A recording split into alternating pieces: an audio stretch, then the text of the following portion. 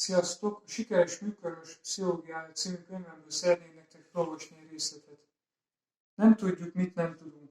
A legtöbb működőépítő vállalkozó azt gondolja, hogy a fejlődés legnagyobb akadálya az időhiány, a pénz vagy a vendégek hiánya. Valójában azonban létezik egy sokkal alattomosabb tényező. Az, hogy nem tudjuk, mit nem tudunk.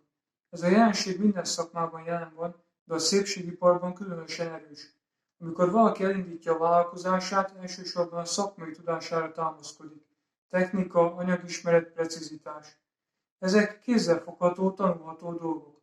Ami viszont gyakran hiányzik, az az üzleti gondolkodás, a pénzügyi tudatosság, a marketing és az emberi viselkedés mélyebb megértése.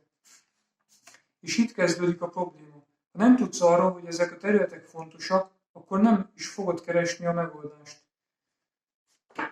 Hogyha hasonló gondolatokat szeretném még olvasni, illetve ennél még jobbakat, akkor ajánlom a könyvemet. A sikeresműködés.hu-n meg tudjátok rendelni. Sziasztok!